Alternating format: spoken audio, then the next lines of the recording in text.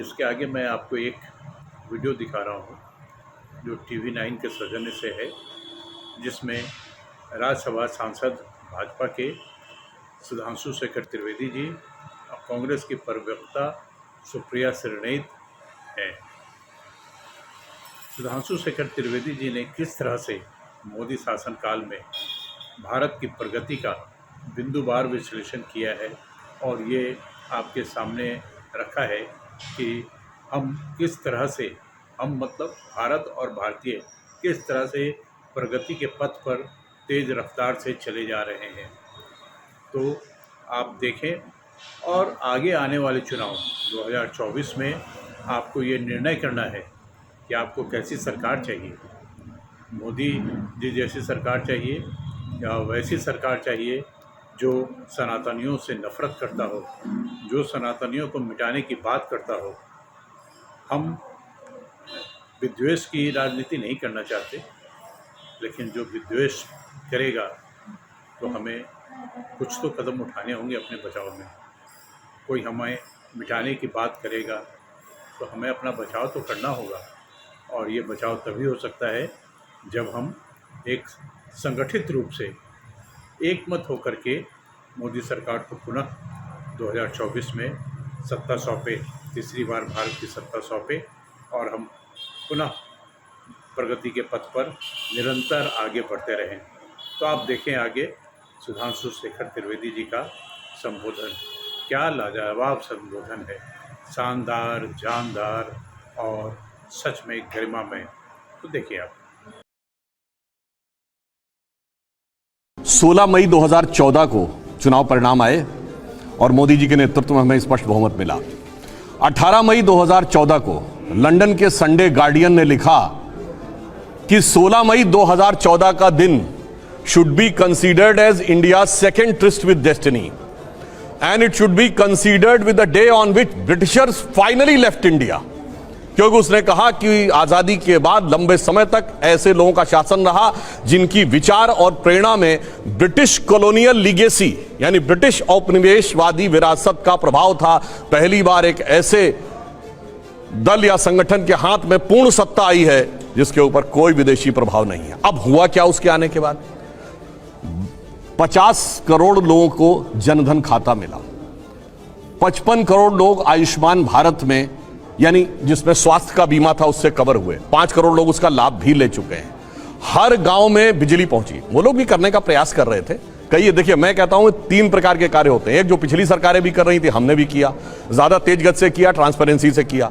कुछ जो पिछली सरकारें सोच रही थी और हिम्मत नहीं कर पाई वो किया, और कुछ जो पिछली सरकारें सोच ही नहीं पाई। तो बिजली, पानी, सड़क, उसमें हमने क्या किया, सारे डिटेल्स आपको मिल सकते हैं। जो इन्होंने सोचना था मगर कर नहीं पाए, जैसे GST, हमने वो इंप्लीमेंट करके दिखा दिया।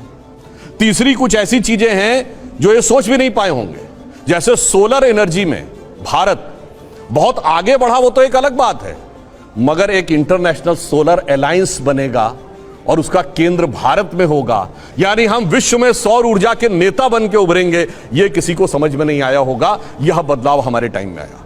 प्रति व्यक्ति आय 86,000 रुपए थी, अब 1,82,000 रुपए हो गई, यानी डबल हो गई। 5वीं बड़ी अर्थव्यवस्था बन गए। मोबाइल मैन्युफैक्चरिंग में 2nd नंबर की दुनिया में देश बन गए। कार मैन्युफैक्चरिंग में भी 3रे नंबर के देश बन गए।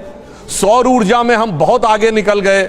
और बाद में कहूं क्या बदलाव आया, आज श्री राम जन्मभूमि का उभरता हुआ मंदिर देखिए, महाकाल का कॉरिडोर देखिए, काशी विश्वनाथ का कॉरिडोर देखिए, और इतना ही नहीं, उभरता हुआ भारत की शक्ति का प्रतीक नया संसद भवन देखिए।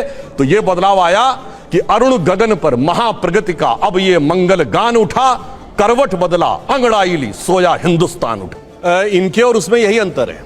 ये नियम बनाते थे, मोदी सरकार ने 2000 ऐसे नियम समाप्त किए हैं जो रिडंडेंट, अप्रासंगिक हो चुके थे, व्यर्थ के हो चुके थे, पर केवल सरकारी कार्य में बाधा उत्पन्न करने के लिए बने हुए थे।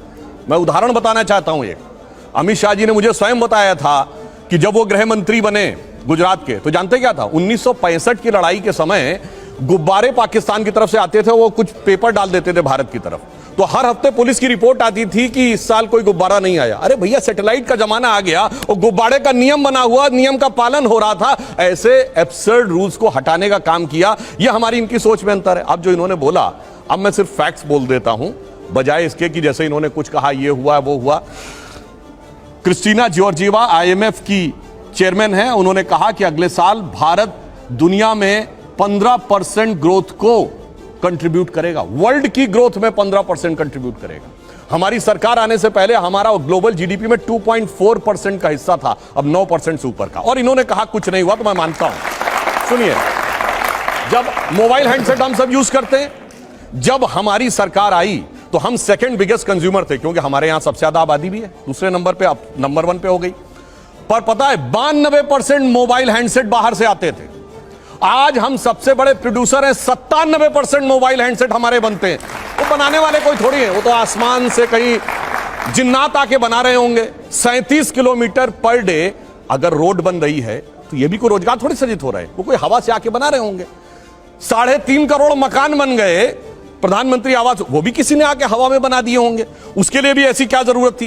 कार मैन्युफैक्चरिंग में आज 7.5 करोड़ परिवार भारत के ऐसे इनके पास कार हो गया, वो कार भी किसी ने आके हवा में बना दी होगी। इसलिए, और इन्होंने कहा विदेशी कंपनियां चली गई, बिल्कुल। अरे हमारी देशी कंपनियां अब उस लेवल पे आई, महिंद्रा एंड टाटा ने आर्सेलर को खरीद लिया, दुनिया की टॉप की कंपनियों में से एक आर्सेलर को खरीद लिया। मगर अब क्या बताएं, अब ये कहते हैं चीन के अतिक्रमण की बात। अब जिनके दिमागों के ऊपर चीन ने अतिक्रमण कर रखा है कॉन्ट्रैक्ट्स के थ्रू, अब उसके लिए क्या करें? चाइना को हमने, अब ये लोग ये बहुत सेंटेंस बोलते हैं, चाइना के शी जिनपिंग को झूला झुलाया था। बताएं कैसा झूला झुलाया उन्होंने? आज मैं पूछूं, चाइना के साथ दुनिया के कौन से देश खड़े हैं? सिर्फ 2, नॉर्थ कोरिया और पाकिस्तान। चाइना का नक्शा याद करिए, इधर है पाकिस्तान, इधर नॉर्थ कोरिया। वो झूला झूल रहा, north Korea Pakistan, north Korea Pakistan, north Korea Pakistan, बाकी खत्म। और इन्होंने कहा बदलाव आया। तो मैं यह भी बताना चाहता हूं, जब हमारी सरकार नहीं थी, मैं आपसे पूछता हूं 2014 से पहले देश का कौन सा ऐसा क्षेत्र था धमाके नहीं होते थे? आतंकवादी हमले, चंडीगढ़ में धमाके, दिल्ली में धमाके, बंबई में धमाके, पुणे, नासिक, लखनऊ, फैजाबाद, गुवाहाटी, हैदराबाद, चेन्नई, बेंगलुरु, कौन सी ऐसी जगह थी? चलती ट्रेन में धमाके, चलती बस में धमाके, पार्क पे जाइए तो लिखा रहता था छूना नहीं, धमाका हो सकता। बस अड्डे पे जाइए, रेलवे स्टेशन पे जाइए, धमाका हो सकता। और उसके बाद 26/11 के हमले के 9 महीने बाद शर्म शेख में पाकिस्तान से ज्वाइंट डिक्लेरेशन करते हैं, जिसमें बलूचिस्तान भी हिस्सा होता है। यानी हम मान लेते हैं कि हम उसमें इंवॉल्व हैं। और क्या कहते हैं? आतंकवाद की घटना से शांति वार्ता प्रभावित नहीं होगी। यह शर्म शेख जुलाई 2009, 9 महीने के बाद का डिक्लेरेशन है 26/11 के। और हमने क्या कहा? मोदी जी ने कहा आतंकवाद और वार्ता साथ साथ नहीं होगी। और उससे यह बदलाव आया। और हमने हासिल क्या किया? हमने हासिल वो किया जो सन 71 के समय में भी आपको सुनने में नहीं मिला होगा। ये पाकिस्तान की पार्लियामेंट में पाकिस्तान के सांसद ने कहा, पाकिस्तान के विदेश मंत्री और आर्मी चीफ का कोट करते हुए कि शाह महमूद कुरैशी साहब, देन फॉरेन मिनिस्टर, आए, आर्मी चीफ आए, उनके पैर कांप रहे थे। उन्होंने कहा शाम तक अभिनंदन को वापस कर दो वरना हिंदुस्तान अटैक कर देगा। ये पैर कांपते तो किसी ने भी नहीं सुने थे।